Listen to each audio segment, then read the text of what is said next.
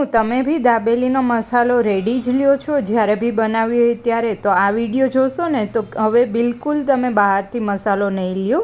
Hello everyone, welcome to the Miraz kitchen. આ વિડીયોમાં હું તમને દાબેલીનો મસાલાની રેસીપી શેર કરું છું. બહુ જ ઇઝીલી તમે ઘરે બનાવી અને સ્ટોર કરી શકશો.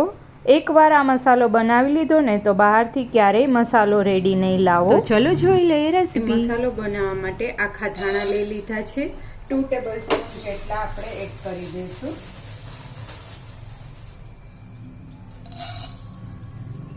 વન ટેબલસ્પૂન આખું જીરું એડ કરી દઈશું.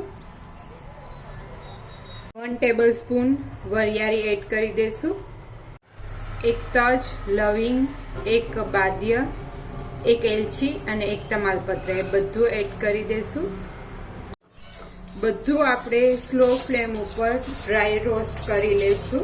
વિડીયો ફર્સ્ટ ટાઈમ વોચ કરતા હોય અને હજી સુધી ચેનલને સબસ્ક્રાઇબ ના કરી હોય તો આવી જ ન્યૂ રેસીપી માટે ચેનલને જલ્દીથી સબસ્ક્રાઇબ કરી લેજો. પર આવવા દઈશું. હવે આપણે તલ એડ કરી દઈશું 1 ટેબલસ્પૂન અને નારિયેળ પાવડર 2 ટેબલસ્પૂન જેટલો એડ કરી દઈશું. અને આને ભી આપણે ડ્રાય રોસ્ટ કરવાનો છે. સાવ સ્લો ફ્લેમ ઉપર જ કરીશું કેમ કે બંને બહુ જલ્દીથી શેકાઈ જશે, એટલે આપણે અલગથી જ શેક્યા છે. જો તમે લાસ્ટમાં બધા મસાલા શેકતા હોય ત્યારે એડ કરો તો બી ચાલશે, અથવા તો અલગથી આવી રીતના શેકી લેવાના. રૂમ ટેમ્પરેચર પર આવી જાય એટલે બધી જ વસ્તુ આપણે રોસ્ટ કરી હતી એને મિક્સર જારમાં લઈ લઈશું. સાકર અથવા તો તમે ખાંડ બી ખાતા હોય તો એ યુઝ કરી શકો. પછી કાશ્મીરી લાલ મરચું પાવડર એડ કરી દઈશું 2 ટેબલસ્પૂન જેટલું.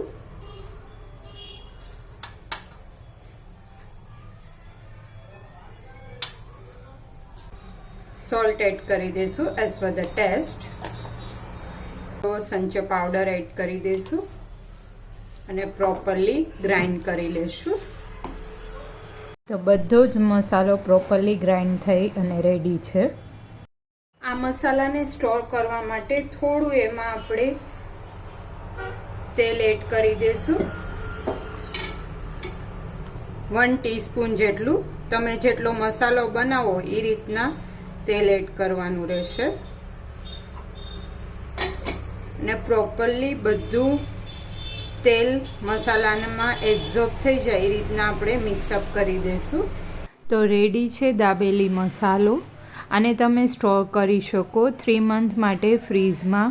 અને અત્યારે મેં આંબલી એડ નથી કરેલી. જ્યારે બી બટાકાનો મસાલો બનાવશું ત્યારે એમાં આંબલીનું પલ્પ એડ કરવાનું રહેશે. એકવાર આ મસાલો બનાવી લીધો ને તો તમે બહારથી મસાલો ક્યારેય નહીં લાવો. આવી રીતના બનાવી અને તમે ઇઝીલી સ્ટોર કરી શકશો અને ટેસ્ટ બી એકદમ બહાર જેવો જ આવશે.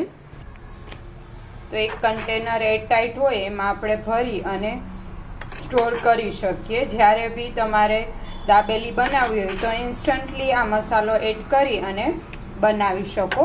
અત્યારે મેં દાબેલી મસાલામાં મોસ્ટ ઓફ લીંબુના ફૂલ એડ કરતા હોય છે, પણ અત્યારે હું ઘરે જ બનાવું છું એટલા માટે મેં લીંબુના ફૂલ નથી એડ કર્યા. જો તમને પ્રિફર કરતા હોય લીંબુના ફૂલ એડ કરવા તો એડ કરી શકો, કેમ કે બહાર તો એડ કરેલા જ હોય. પણ જ્યારે આપણે આવી રીતના ઘરે બનાવતા હોય તો હું તો પર્સનલી લીંબુના ફૂલ સ્કીપ જ કરતી હોઉં છું.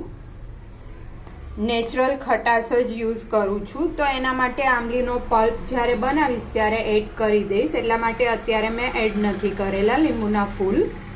તો રેડી છે દાબેલી મસાલો. વિડીયો કેવો લાગ્યો એ કમેન્ટ કરી અને મને જણાવજો. અને હા, હજી સુધી મારી ચેનલને સબસ્ક્રાઈબ ના કરી હોય તો ન્યૂ રેસીપી માટે મારી ચેનલને જલ્દીથી સબસ્ક્રાઈબ કરી લેજો. દાબેલીની ફૂલ રેસીપીની લિંક હું ડિસ્ક્રિપ્શનમાં મૂકું છું, જેથી કરીને આપ એ વિડીયો બી જોઈ શકો. ફરી મળીએ ન્યૂ રેસીપી સાથે. Thank you for watching my video.